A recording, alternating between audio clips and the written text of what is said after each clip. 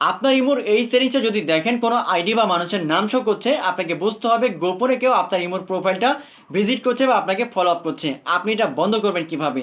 এর জন্য আপনাকে 2 থেকে 3টা সেটিংস করতে হবে, তাহলে আর কেউ আপনার ইমোর প্রোফাইলটা ভিজিট করতে পারবে না বা আপনার ইমোর গুরুত্বপূর্ণ তথ্য বা ইনফরমেশনগুলো কালেক্ট করতে পারবে না। তো কীভাবে সেটিংসগুলো করবেন চলুন আমি দেখে দিচ্ছি। ভিডিওটি অনেক ইম্পর্টেন্ট, টাইমলাইনে শেয়ার করে রাখুন, যে কোনো সময় কাজে লাগতে পারে। তো ফার্স্টে আপনার ইমো ওপেন করবেন, এরপরে উপর দিকে বাম কর্নারে আপনার ইমোর যে প্রোফাইল আছে এটা আপনি ওপেন করবেন। প্রোফাইল ওপেন করার পরে আপনার প্রোফাইলের নাম শো করবে, ডান পাশে একটা ছোট্ট করে অ্যারো আইকন থাকবে, আপনি এখানে ক্লিক করবেন।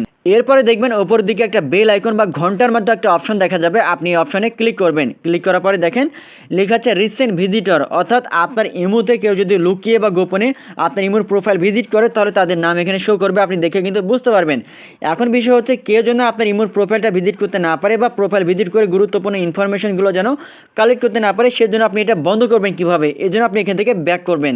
ব্যাক করার পরে আপনার ইমো ওপেন করবেন, এরপরে উপরের দিকে বাম কর্নারে আপনার ইমো যে প্রোফাইলটা আছে এটা আপনি আবারও ওপেন করবেন। প্রোফাইল ওপেন করার পরে 2 নম্বর অপশনে দেখবেন সিকিউরিটি অ্যান্ড প্রাইভেসি লেখা থাকবে, এখানে আপনি ক্লিক করবেন। এরপরে নিচের দিকে একটু স্ক্রল করলে দেখতে পাবেন লেখা থাকবে প্রোফাইল প্রাইভেসি নামের একটা অপশন রয়েছে, আপনি এটা ওপেন করবেন। এরপরে এখানে আপনাকে কয়েকটা সেটিংসে কাজ করতে হবে, তার মধ্যে প্রথমে লিখে আছে ব্লক স্ক্রিনশট, আপনি এটা ওপেন করবেন। এরপরে এটা যদি অফ করা থাকে অন করবেন, তাহলে আপনার ইমোর প্রোফাইলে কেউ কিন্তু স্ক্রিনশট নিতে পারবে না। এরপর এখানে ব্যাক করবেন, এরপর আরেকটা সেটিংস করতে হবে, লক প্রোফাইল লেখা আছে এটা ওপেন করবেন। এরপরে এটা যদি অফ করা থাকে আপনি এটা অন করবেন, তাহলে আপনার অপরিচিত কেউ আপনার ইমোর প্রোফাইলটা কিন্তু ওপেন করতে পারবে না বা ঢুকতে পারবে না, অর্থাৎ লক হয়ে থাকবে। এরপর এখান থেকে ব্যাক করবেন, দেখেন ছোট্ট করে লেখা আছে who can see my profile, অর্থাৎ আপনার ইমোর প্রোফাইলটা কে কে দেখতে পাবে। এখানে প্রথমে লেখা আছে অ্যাভাটার বা অ্যাভাচার লেখা আছে, আপনি এটা ওপেন করবেন।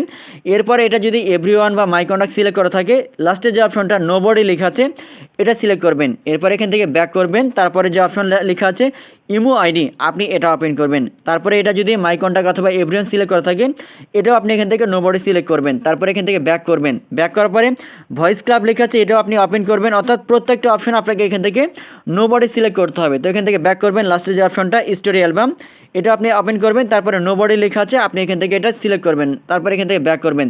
এখন থেকে কেউ কিন্তু আপনার ইমোর প্রোফাইলে কেউ কিন্তু ঢুকতে পারবে না, বা প্রোফাইলে ঢুকলেও কেউ কিন্তু আপনার এখান থেকে স্ক্রিনশট নিতে পারবে না বা আপনার ইম্পর্টেন্ট গুরুত্বপূর্ণ তথ্যগুলো কালেক্ট করতে পারবে না। ভিডিওটি অনেক ইম্পর্টেন্ট, টাইমলাইনে শেয়ার করে রাখুন, যে কোনো সময় কাজে লাগবে। ধন্যবাদ।